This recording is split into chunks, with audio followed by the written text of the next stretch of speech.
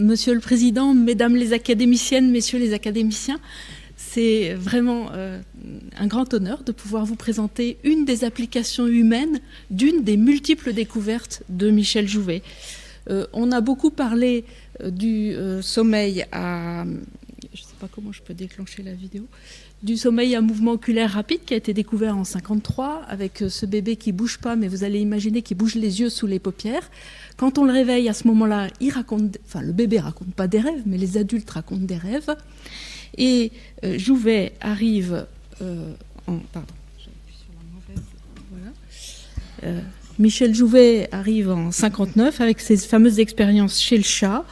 Et je ne sais pas comment on déclenche les vidéos, excusez-moi.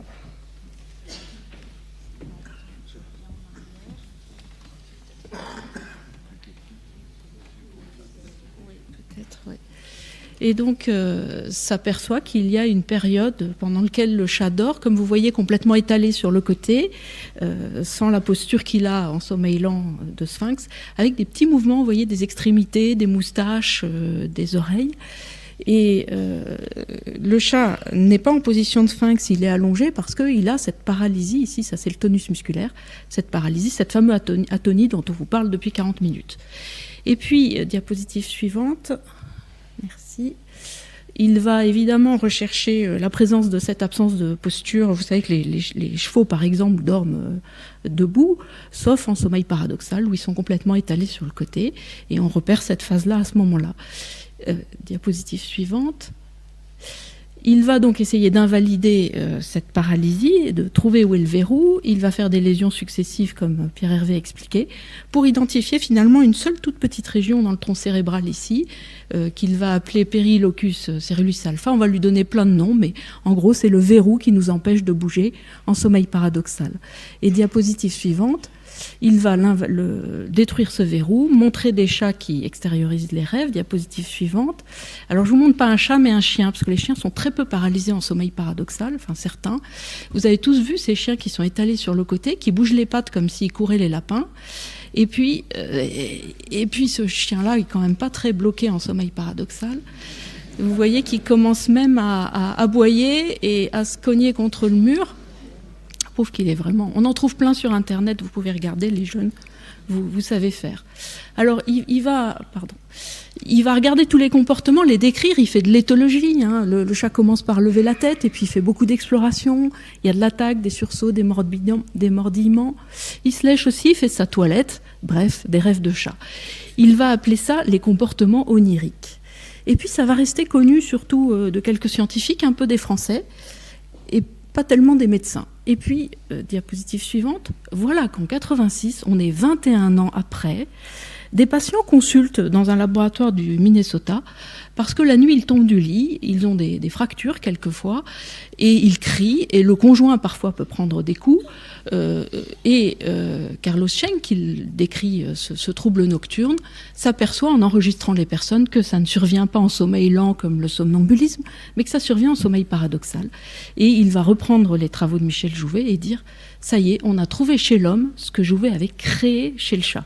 Très rare en science qu'une maladie soit découverte après que le modèle animal ait été fait 20 ans avant. Alors, diapositive suivante, qu'est-ce qui arrive à ces hommes ? Eh bien, ils rêvent qu'ils boxent, par exemple, dans leur sommeil, mais ils le font en réalité dans le lit, ce qui peut poser des problèmes. Ce sont des gens assez âgés, en général, de plus de 50 ans, qui font cela. Et diapositive suivante, sommeil paradoxal, vous reconnaissez l'activité θ, les mouvements oculaires, le tonus musculaire devrait être plat, et il y a des moments où il est restauré, et c'est dans ces zones de restauration que les hommes ont ces comportements. Diapositive suivante. Alors, on va la déclencher, si vous permettez. Cet homme fait un rêve médiéval où il traverse la France à cheval, et puis s'endort dans une auberge, et là arrive un sarrasin par la fenêtre, qui va l'attaquer, et lui trouve un fléau à blé dans son rêve pour se défendre. Alors, on n'a pas le son, mais il crie aussi. Hein, et vous vous doutez bien qu'un conjoint ne peut pas dormir avec une personne qui vit cela. Et on a vraiment un rêve en acte qui apparaît. Alors, c'est une maladie. Ça peut durer un petit moment, hein, vous vous en doutez. On va l'appeler chez l'homme le REM Sleep Behavior Disorder, RBD, trouble comportemental en sommeil paradoxal. On ne l'a pas appelé comportement onirique parce que vous savez qu'il y a d'autres moments où on extériorise un peu nos rêves, par exemple quand on parle en dormant ou quand on est somnambule, et c'est pas forcément en sommeil paradoxal. Mais c'est l'équivalent de ce qu'a fait le petit rat tout à l'heure ou le chat tout à l'heure. Diapositive suivante. Alors, grâce à Jouvet, eh bien, on s'est dit il faut aller chercher dans ce locus subcéréleus, ce locus périalpha, s'il y a des lésions chez l'homme. Alors chez l'homme, pour trouver des lésions, il faut que les hommes qui ont ce problème-là fassent don de leur cerveau après leur mort. Et on a pu trouver dans cette région-là des neurones anormaux qui contiennent des inclusions qui suggèrent que les neurones de ce verrou sont abîmés.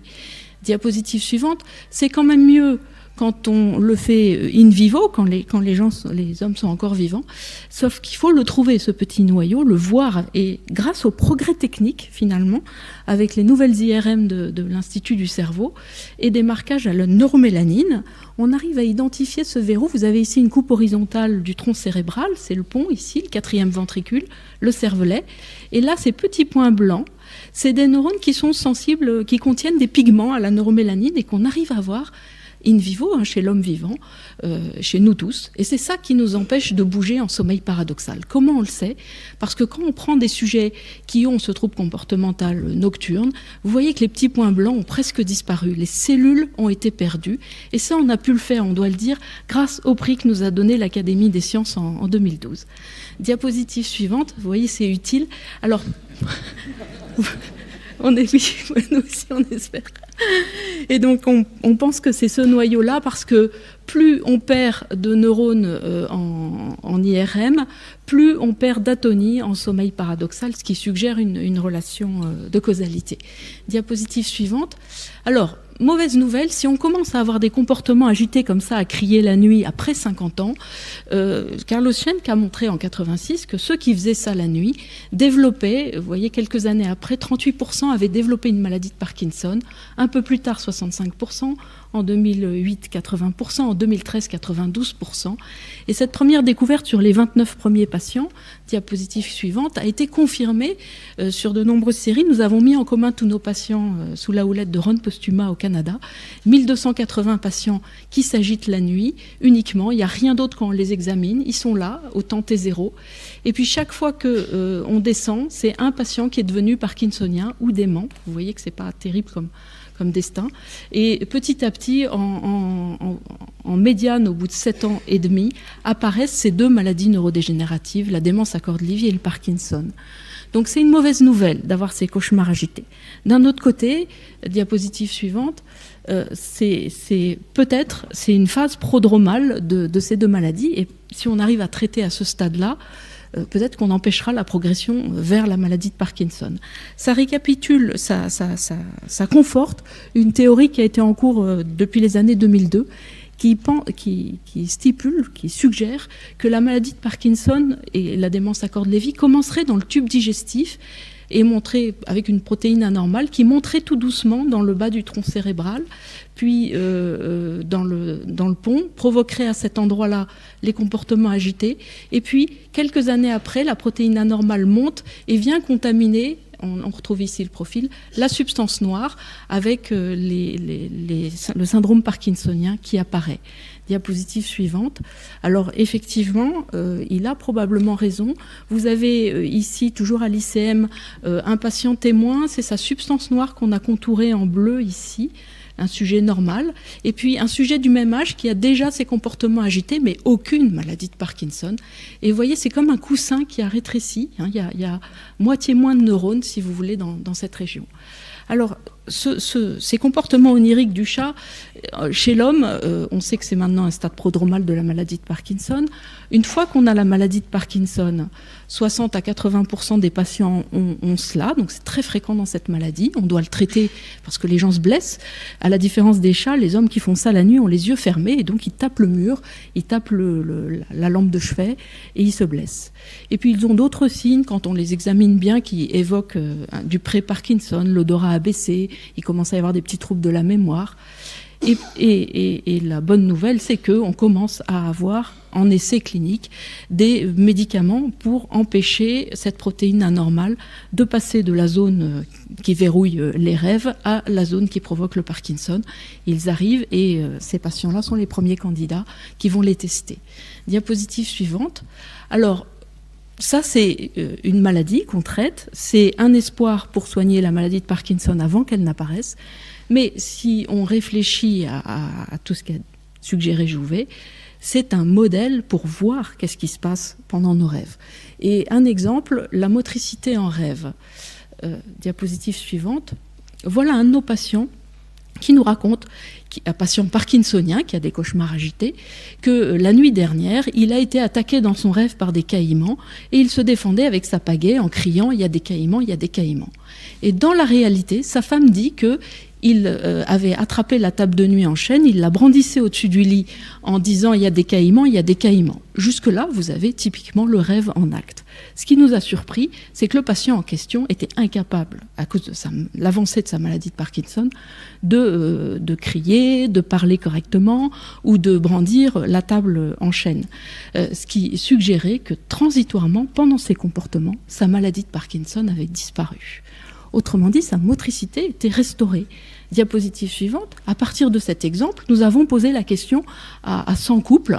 Est-ce que la nuit, quand votre époux crie ou se débat, est-ce qu'il a une voix plus forte qu'en éveil? Est-ce qu'il a des mouvements plus rapides qu'en éveil, même quand il prend ses médicaments à base de dopa?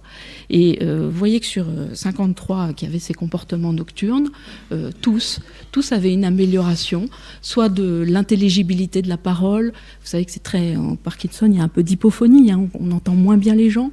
La rapidité des mouvements, leur force, il y a même une force colossale dans ces comportements nocturnes. Et l'expression faciale, qui est un des premiers signes de Parkinson, hein, vous avez une expression faciale qui devient moins riche, reprenez une richesse fabuleuse la nuit.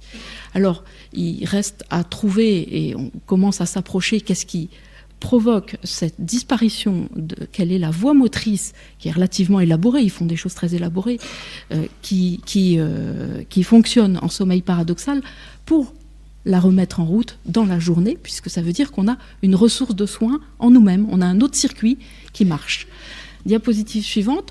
Le deuxième apport, c'est que quand on demande à un patient qui vient de combattre, de bouger dans son lit, de raconter son rêve est cohérent, l'histoire qu'il raconte, dont il se souvient, quand il s'en souvient, est cohérente avec la série de comportements qu'on a vus avant. Seulement, si je vous demande ici, est-ce que vous vous souvenez toujours de vos rêves? Il y a plein de gens qui vont me dire, pas toujours et pas souvent. Diapositive suivante. Dans la population générale, il y a à peu près 6% de la population qui dit « moi je rêve pas ». J'ai jamais rêvé de ma vie, du tout, vraiment jamais. Pas beaucoup, 0,38%, ça fait quand même un nombre colossal de personnes. Et quand on les compare, eh bien, ils ont le même âge, la même clinique, le même aspect du sommeil paradoxal ou du sommeil en général que les gens qui se souviennent des rêves. Alors, est-ce qu'ils ne rêvent pas ou est-ce qu'ils s'en souviennent pas? C'est difficile de répondre à cette question. Le rêve est une expérience intime. Et si on ne s'en souvient pas, mon Dieu, eh bien, on peut essayer d'y répondre avec ce trouble comportemental. Et il a fallu plus de 5 ans de recherche dans le service, avec 289 personnes qui extériorisaient des comportements la nuit, pour trouver parmi eux des vrais non-rêveurs. Les non-rêveurs sont très rares, et donc sur 289, nous en avons trouvé 8, donc 4 qui n'ont jamais rêvé de leur vie et 4 qui ne rêvent plus depuis 10 ans. Leur sommeil, leur mémoire est pareil que ceux qui se souviennent de rêves et qui extériorisent des comportements. Ils sont tous capables d'avoir des représentations d'images mentales, ils n'ont pas d'aphantasie. On peut imaginer la tour Eiffel rose en fermant les yeux, hein, ils en étaient capables aussi. Diapositive suivante, et je voudrais vous montrer un de ces non-rêveurs. Est-ce qu'on peut déclencher la diapositive? Je n'ai jamais rêvé de ma vie. Alors on n'a pas le son, mais il commence à dire des noms d'oiseaux, parce que les gens sont assez vulgaires pendant qu'ils font cela. Et il va entamer une bagarre relativement élaborée, hein, et va détruire l'environnement de la chambre, hein, casser enfin bref, renverser tout. Et quand l'infirmière va rentrer dans la chambre, et qu'il va se réveiller, il va demander qui a mis le désordre dans la chambre. Et c'est lui. Donc, c'est indirect, évidemment, il a des comportements oniriques, il n'a jamais rêvé de sa vie. Ceux qui ont des comportements oniriques se souviennent de rêves isomorphiques avec leurs comportements.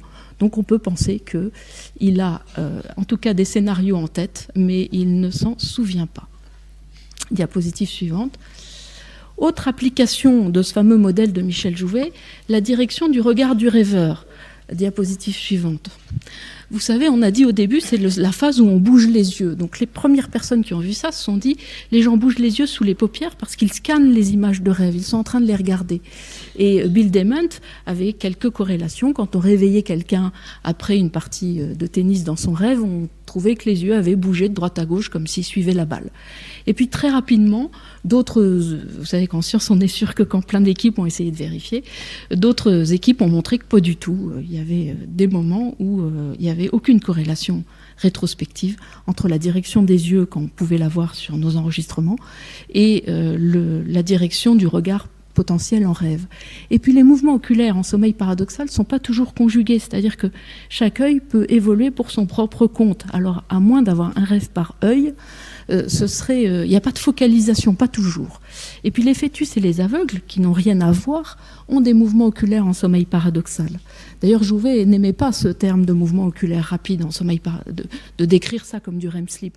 Il disait les taupes, elles n'ont pas d'yeux, elles ont du sommeil paradoxal, elles n'ont pas de REM sleep. Sauf qu'on ne peut pas répondre à cette question de la direction du regard en sommeil paradoxal avec juste les mouvements des yeux. Parce que mon regard actuel, il est la combinaison de la rotation de ma tête et du mouvement de mes yeux. Et en sommeil paradoxal, la nuque est paralysée, il n'y a pas de rotation de la tête. Donc on ne peut pas répondre, on était dans une impasse. Jusqu'à, diapositive suivante, que nous observions ce patient qui a arrêté de fumer il y a 5 ans et qui fume en sommeil paradoxal. Alors regardez-le, au-delà du fait qu'il fume l'oxymètre et pas de cigarette, il a l'air de regarder, vous savez, l'oculocéphalogérie, il a l'air de regarder la cigarette qu'il est en train d'écraser dans un cendrier fictif. Il va la jeter, je pense, et retourner sa tête ensuite, puisque c'est fini avec la cigarette. Donc on avait l'impression qu'il avait l'air de regarder dans la direction de ce qu'il était en train de faire en rêve. Ce qui suggérait, diapositive suivante, que les yeux pouvaient suivre le scénario. Alors pour répondre à cette question, on va poser des capteurs autour des yeux et prendre cet exemple-là, trouver des situations où si on l'avait fait dans la réalité, on aurait eu besoin des yeux. Comme par exemple d'envoyer un bisou à quelqu'un. Là, si on peut déclencher cette vidéo, vous avez quelqu'un qui fait une photo dans son rêve avec un iPad. Vous voyez, il y a un cadrage. Alors, ils ont les yeux fermés, on ne voit pas les yeux, donc on est obligé de les enregistrer avec des capteurs indirects. Diapositive suivante. Et ensuite, vous voyez, c'est les oculogrammes qu'on met autour des yeux. Diapositive suivante.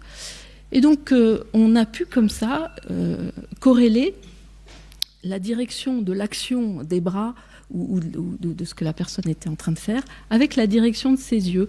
Alors, quand il y a une action dirigée, 56% s'accompagne de mouvements des yeux, mais pas toujours. Vous voyez que c'est jamais simple en science. Ici, c'est quelqu'un qui monte un escalier, une échelle, et donc il a la tête et les yeux qui se tournent vers le haut avant d'attraper le premier barreau, et ensuite il baisse la tête et les yeux vers son pied avant de poser son pied sur le deuxième barreau.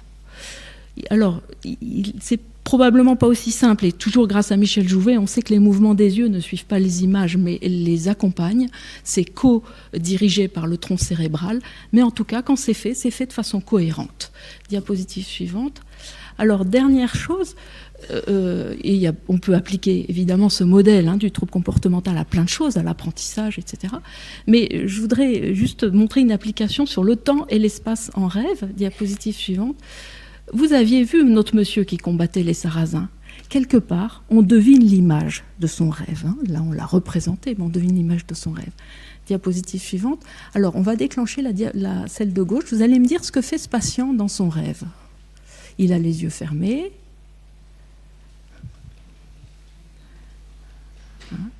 Alors, on pense qu'il mange un sandwich ou une crêpe.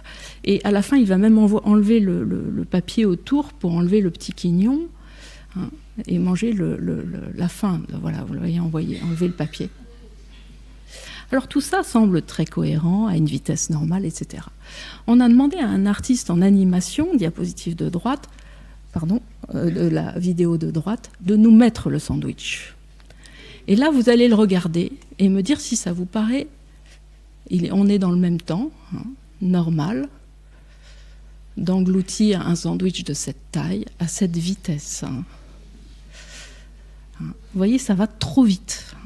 Quand il n'y a pas l'image, on rectifie avec nos yeux, mais il est possible que dans certaines séquences, pas toujours, en sommeil paradoxal, on raccourcisse le temps, peut-être aussi parce qu'on mange de l'air et pas du pain, mais on pense, c'est tout le début bien sûr, ça nous passionne, que dans certains actes comme ça, on peut arriver à cerner l'image de rêve et avoir une notion temporelle et spatiale de ce qui est en train de se passer en sommeil paradoxal. Diapositive suivante.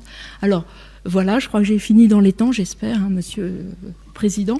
Je voulais dire que cette part incroyable et fantastique du rêve, on la doit à Michel Jouvet et à toutes ses idées. Et vraiment, je crois que ça a été pour nous tous notre très grand patron. Merci de votre attention.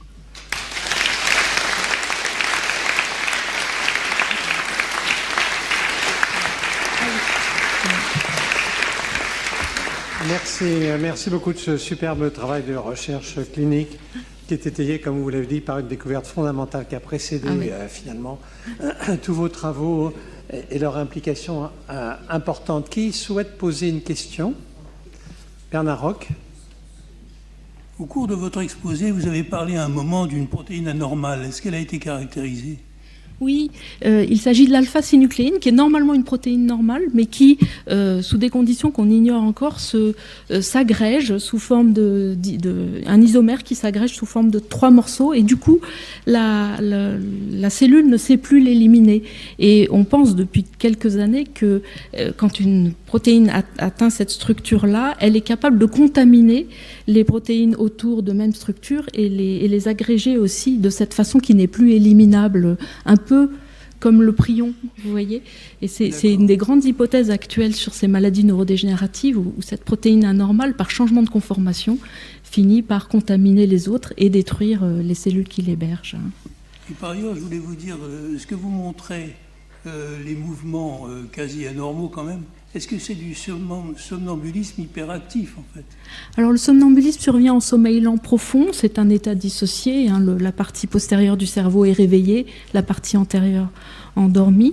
Là, les mouvements qu'on montre, au début, on a l'impression qu'ils sont assez coordonnés. Mais quand on les examine finement, comme on a appris avec Yves Agide, ces mouvements sont un peu trop rapide, un peu comme du Charlie Chaplin, un peu saccadé, ce qui nous a fait suggérer qu'ils étaient effectués sans le lissage des ganglions de la base, qui fait que nos mouvements sont beaucoup plus fluides et moins saccadés.